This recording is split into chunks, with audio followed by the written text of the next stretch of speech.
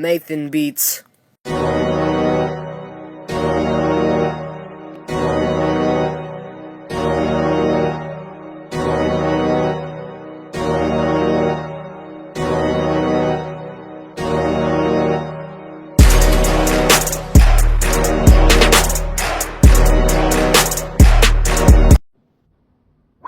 What's up, man? This your boy, Mr. I240. I'm back with another video. You know what I'm saying? I appreciate the love that the last gentleman getting, the beta, and I re-uploaded that WrestleMania, which is we don't currently happen this Sunday. You know what I'm saying? I want to thank y'all for all the love the page been getting. You know what I'm saying? I ain't got that much space on my phone, but I'm trying to record as much of this episode as I can. Y'all know how we do on this channel. I want to give a thanks to the big man of God, Lord Jesus Christ. Whatever y'all call him, we want for him. Won't be no me, won't be no page, won't be no y'all. You know what I'm saying? I got some heat coming on the way. If you're new, comment, subscribe, hit that notification button, you hear me?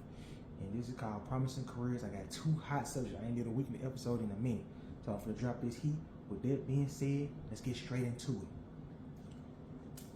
The first subject is about my main man. You know, L'Homme Resistance. Rene Dupree. He was very young, promising, talented star. But he got caught with steroids and his talent ain't been the same. So let's be into it. He had a bright future. Rene Dupree, who had debuted in 2003, had a bright future. He debuted on Raw, where he was in segment with Stone Cold Steve Austin, The Rock. He was part of the great tag team, the L'Homme Resistance, where he won the tag team titles from Edge and Chris Benoit in his hometown. He had matches with Goldberg, Bubba Ray Dudley, Chris Jericho, Kane, you know what I'm saying? And he also had matches with the Rockers on Raw, the Dudley Boys, Chris Benoit and Chris Jericho, and Hurricane and Rosie, and William Regal and Tajiri.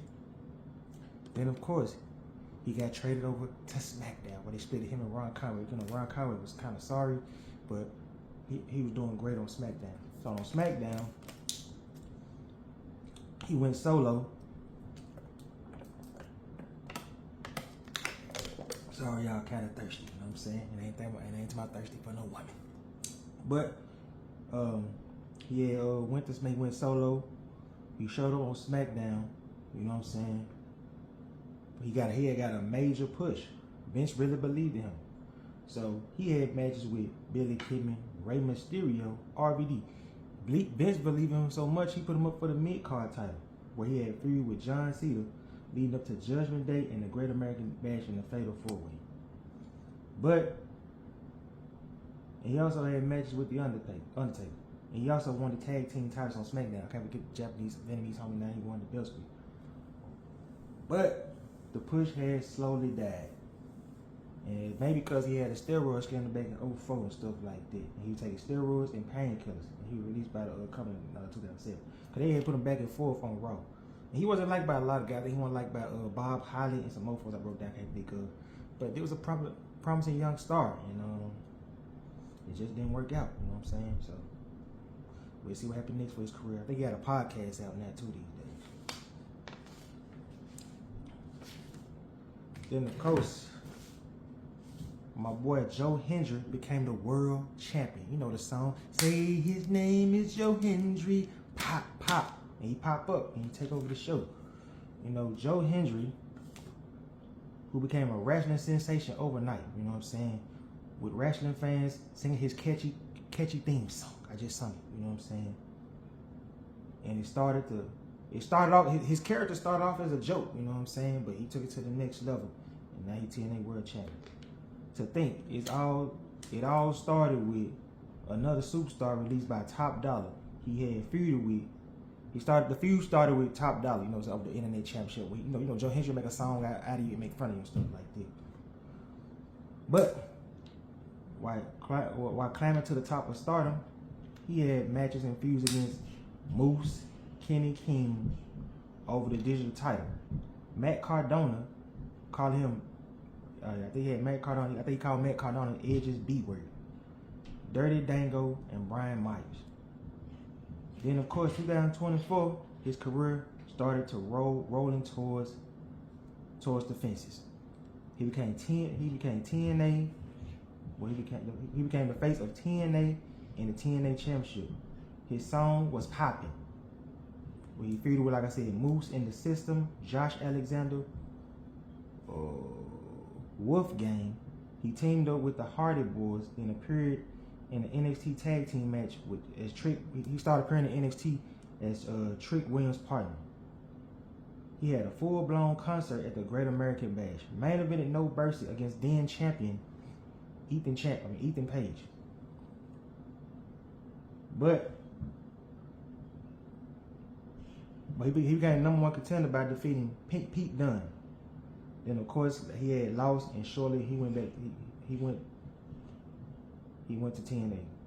He won the TNA Championship versus then new champion Nick Nemeth. He had defeated Nick Nemeth for the championship and lost he had a match with Nick Nemeth the first time around. Then he had lost thanks to JBL. Then of course he made a Royal Rumble appearance where he was dominated by Roman Reigns. Even the great John Cena and Drew McIntyre believe him. And he also challenged John Cena. You know what I'm saying? So I thought Joe Injury was hurt, kind of injured. He relinquished the title.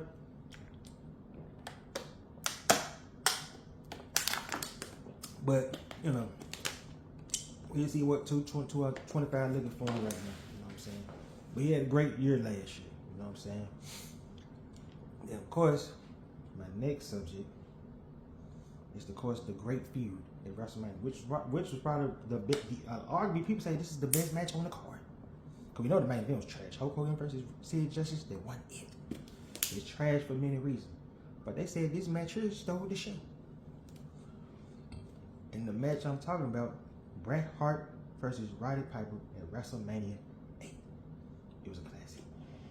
Bret Hart, who had won the WWE Intercontinental Championship in 1991 at SummerSlam against Mr. Perfect. But later on, he had a nice little reign, but later on in January, he had lost to the Mountie.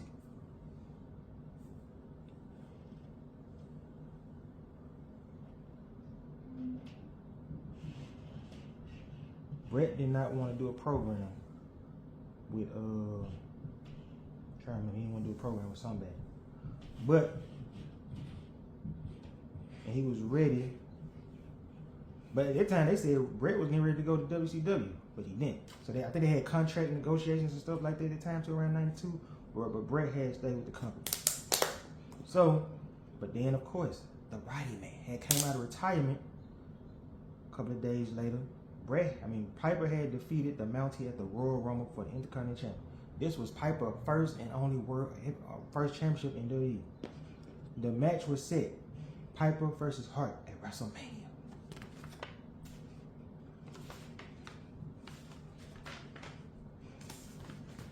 Bret Hart wanted a rematch for his title. At first, Piper refused to fight Bret Hart out of the love for Bret and his family. But Bret's family convinced Hot Rod to change his mind. Then, of course, they had a pre-match promo with Mean Gene opening, talking about the love they had for each other. And, of course, they had the classic match where he had Piper had Bret Hart in the sleep hold. Bret did the backwards counter, 1, 2, 3, in a bloody, thrilling match at WrestleMania. I think y'all saw Most Treasure. I think at that time, somebody had stole Bret jacket at the time. So, you gotta think about that.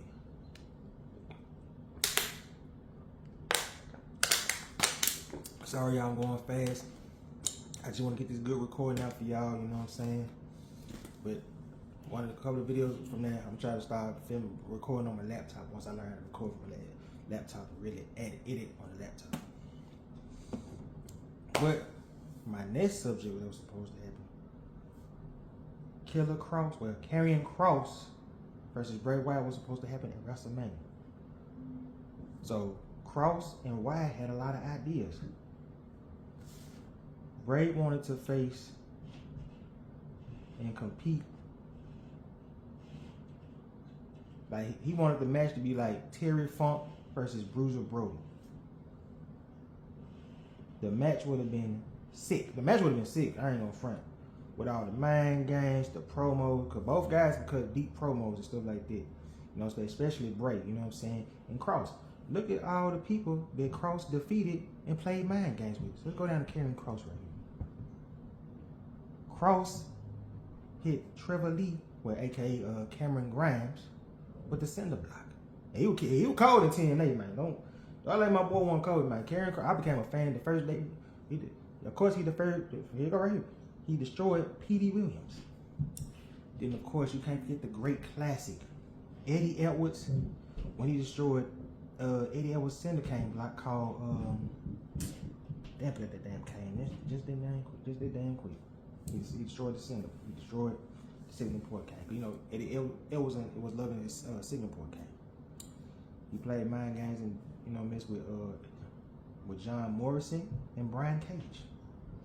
He destroyed the Sandman. Then, of course, 2020 came. He had warnings that he was coming to NXT and destroyed Tommaso Ciampa in a great feuded up match. Johnny Gargano, Samoa Joe. He played games with Drew McIntyre, destroyed the Bloodline. Played games with AJ Styles with the tarot cards, destroyed Ray. And Bobby Lashley. These the men that he tortured and played mind games with, and all their attitudes changed because of him and the psychology. Then, of course, you got Bray Wyatt mind games. LA Knight. Kane, when he debuted and when he was the Fiend. Finn Balor. Miz. Daniel Bryan. Roman Reigns. The Undertaker. John Cena. Dean Ambrose, aka John Moxley. Randy Orton. Well, it was my guys in 2014. He burnt his house. He used to beat Orton up. And Orton joined him. Y'all know. Then, of course, Seth Rollins. This could have been some demonic stuff between these guys. But I guess Vince didn't want to go with that match. He wanted to go with Bobby Lashley versus,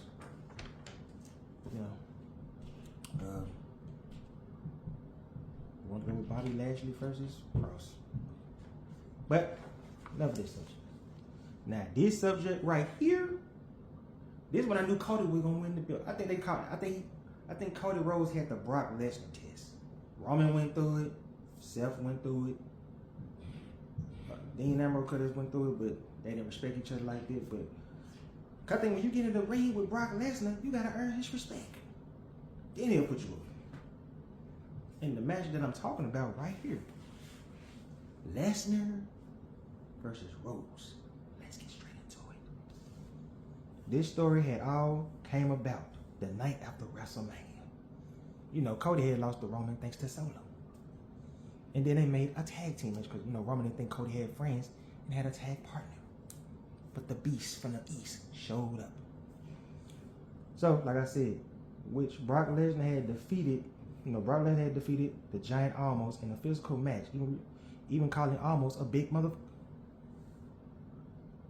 I think they said Brock was originally supposed to work with Bray Wyatt, but Brock was like, hell no, they ain't doing that spooky stuff.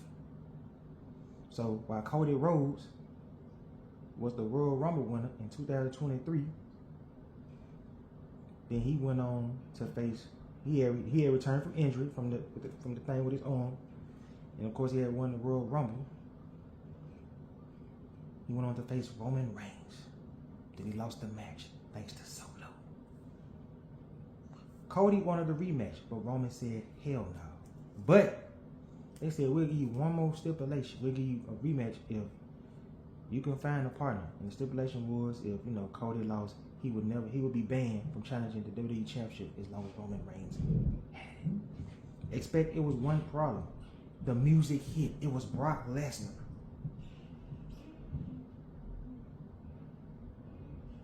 Then, before the match began, the matches said Brock came out, Cody came out, Roman and Solo came out. But before the match even begun, introducing Cody Rhodes, wham, clothesline Cody, attacking him, giving him the F5 on the steps. Damn.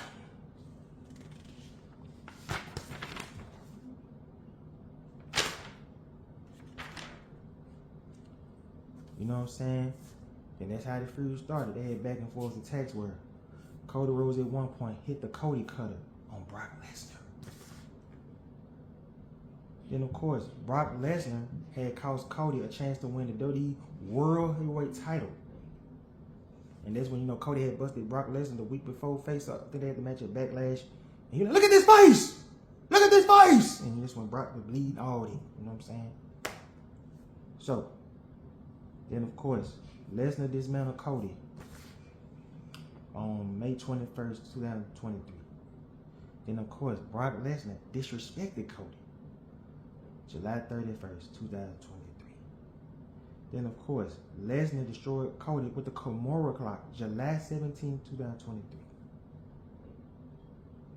Then they had 3 great matches where you had Cody Rhodes versus Brock Lesnar at Backlash. It's when Cody barely escaped with the dub. 1-0. Then of course at Crown Jewel, Brock tied it back up with the Kimura Lock. And then the third final battle, which I think was the best match, at SummerSlam when Cody got the dub and earned Brock Lesnar respect. Brock Lesnar shook his hand, and this was the last time we seen Brock Lesnar. And that's when the Vince shit came up. And from what I'm hearing, Brock Lesnar said he's retired, he's done. I mean, I don't feel like he did nothing wrong from what I heard from the lit. All he did was text the girl, and that was it. He like he took some cookies, but I'm not the judge, I'm not the jury, I'm not the physical judge, and I'm not the spiritual judge. You know what I'm saying? So today ain't about the episode, but I hope all parties, I hope all parties is getting through all the problems and should keep God with y'all for real. You know what I'm saying? So for real. Oh man, this subject I want to talk about for so long. Whoever thought Umaga had a legacy? You remember Umaga, the former Intercontinental Champion? You know what I'm saying? The Usos' nephews. I mean, the Usos' uncle, the man that put him in his business. A dominant Intercontinental Championship. And I think me and my homeboy had to talk about the Umaga should at least win the championship at least once, bro. Once or twice. But we're talking about his young, promising son who went from jail to young superstar on the rising. And the man I'm talking about, Zilla 5'2". This young man is the son of Umaga.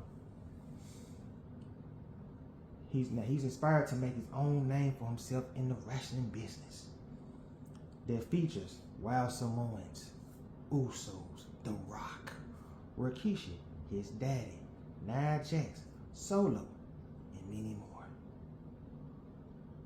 But this young man decided to break into the family business, especially after getting out of jail. He wrestled at Booker T School, ROW, or Ring of Honor, Ring of Reality of Wrestling, making an impact on the independent scene. He had matches with Booker T versus Gaspar, Edge Stone, Jay Alexander, Hoka, Johnny Lyons, Kay Toomer, Tommy Bolton, Blake Christian, and he's really hoping that I hope he signed with WWE too. I seen some of the boy can go, so I hope Triple H sign that man one day and see where it go. And you know what I'm saying, one day he want to sign with the WWE and he want to make an impact. And you know what I'm saying, cause he's seeing what his cousin Jacob 5'2" doing and stuff like that. You know what I'm saying, so. I hope my boy get his big break and debut on the main roster. You know what I'm saying? And like I said, I apologize with y'all because I ain't got that much space in my phone. You know what I'm saying? I'm going fast, too fast. Y'all go rewind it, slow down, whatever y'all got to do. You know what I'm saying? I just want to give y'all some fire content because I really miss this. I love this and I love doing this. But the next subject is kind of short and controversial. And that subject is Dan Severn versus Owen Hart. So, a year after breaking Stone Cold neck at SummerSlam 1997, a year and a month later, he broke Dan Severn's neck on August 28th, 1998. They even had They even had Owen apologize. They even had the apologize angle with Owen. With Owen apologizing to Dan Severn, and he had prelude to revive, but Owen had attacked Severn, and that's when Steve Blackman. But that's when Steve Blackman made the save. Some question, was it a work or a shoot? It might have been a shoot. But at that point, Dan Severn wanted to fight Owen Hart. You know what I'm saying? Because he broke Stone Cold neck. You know, Stone Cold never forgave Owen for what he did. And then he broke my neck. So it's kind of like, was Owen not trustworthy to work with? Or there was just two accidents that went wrong? Because y'all know if I did the Owen Hart stuff. If you want to know more about, I can get into the Stone Cold stuff. But if you want to know more about this, go watch the Owen Hart episode. That was a great episode too. You know what I'm saying? But I feel like they ain't never get a chance to work their situation out. But you know, I don't know. I can't say it was an accident or not. I don't think Owen seemed like the type of guy that'll go out there and hurt somebody. You know, so you gotta think about that. But my next subject gonna drive y'all crazy too. Vince didn't want Sting versus Hulk Hogan at WrestleMania. Vince could have made so much money. The build-up between would have been crazy between the Icon versus the Phenom.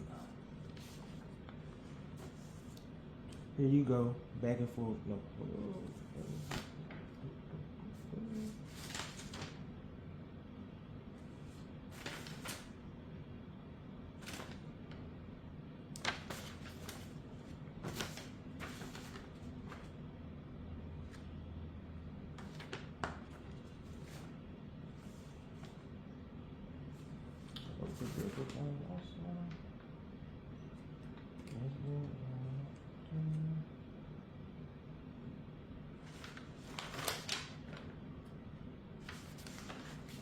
Okay. Excuse me, y'all. I'm looking for the part where I wrote everything. And the build up would have been crazy between the two.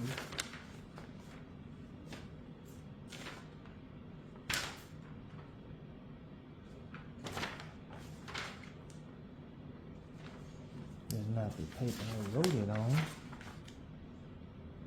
So I might gotta cancel this subject if I can't find that part.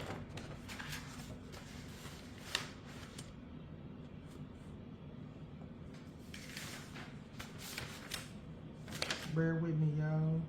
Bear with me. Okay.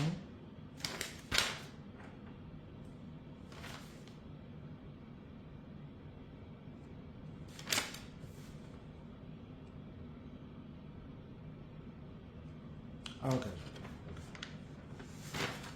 First.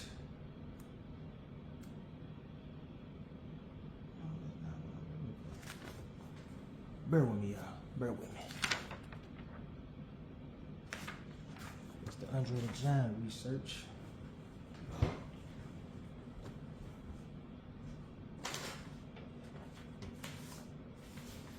If I can't find it, guys, I might gotta go to the next subject.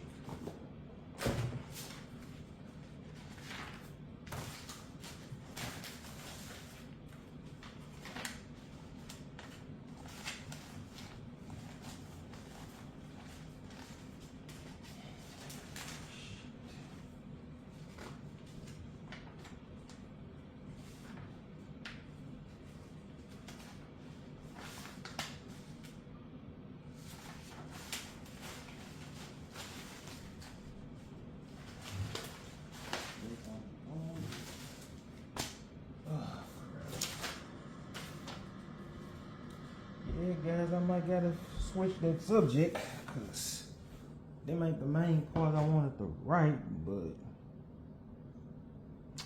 okay. So, alright, so the build though the man you got this. I'm just gonna talk about the part I do got. I can't find the other part. I'm gonna give y'all the look finish and everything. I don't know what that part is, so I'm sorry about that, guys.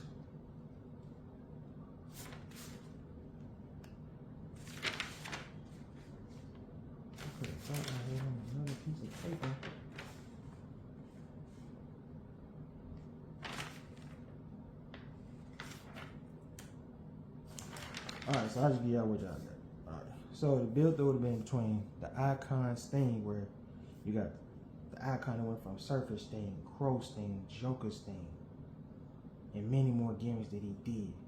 The man had classic battles between Ric Flair, who put him on the map, Lex Luger, who was his homeboy, Goldberg, AJ Styles, Jeff Jarrett, RVD, Hulk Hogan, and of course his great rival, the Great Muta. Then of course you got the Dead Man, the Phenom, Big Evil, American Badass, who competed in casket matches, Hell in a Cell matches, Buried Alive matches, Last Right matches, who had great battles with his brother Kane, Hulk Hogan, Kamala, Jake Roberts, Mankind, Shawn Michaels, Triple H, Brock Lesnar, Stone Cold, Giant Gonzalez, who he hated working with. Then of course, The Rock. Now the build up from the part I do get, I think they'll like have a mysterious standoff like at a Royal Rumble or No Way Out, something like that. Then of course I feel like they'll drop creepy vignettes with each other, you know what I'm saying? Then of course you'll feel the presence of the Sting, Crow, and Undertaker presence. Very mysterious, you know what I'm saying? And of course, like I just said, the first confrontation would be, in the mind games between them would have been crazy. And the match would have been epic. And I feel like the winner probably, I would have chose the Undertaker would probably win. Because you can't let Sting beat me at WrestleMania. You know what I'm saying?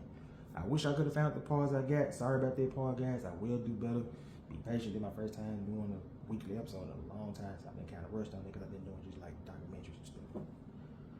But I did do a weekly. I read, reading stuff. It was the Intercontinental Championship. Go check that out too. And my final subject is Jey Uso versus Gunther. I ain't gonna front. This feud was starting off like ass, but over the past month, the last few weeks, it gained a little steam. You know what I'm saying? So let's get into it. You got Jey Uso. He had won the Royal Rumble by eliminating John Cena before he sold his soul to The Rock. He even chose the champion, even when Gunther told him, "Don't choose me." And ever since he chose Gunther, Gunther made Jey life hard as hell. Then of course, Gunther had attacked Jey almost every week, but Jey been standing tall and standing on his ground, and he ready to redeem himself for that 0-3 record against Gunther at WrestleMania. So it had got personal at one point 2 weeks ago when Gunther had bloody his brother Jimmy right in front of him, and now you're seeing Jey wearing black hoodies ready to crash out. This ain't main event Uso no more. It's crash out Jey Uso. You know what I'm saying? After Gunther had destroyed Jey. Before that, Jimmy did slap Jey the week before when they had reunited the team up with A-Town down. So with that being said, y'all, I ain't gonna point the time at no more because WrestleMania's here. So by the time this come out, WrestleMania will probably already been out. But I got Jey winning the World Heavyweight Championship. With that being said, I love y'all. I'm out. Yay! Nathan Beats.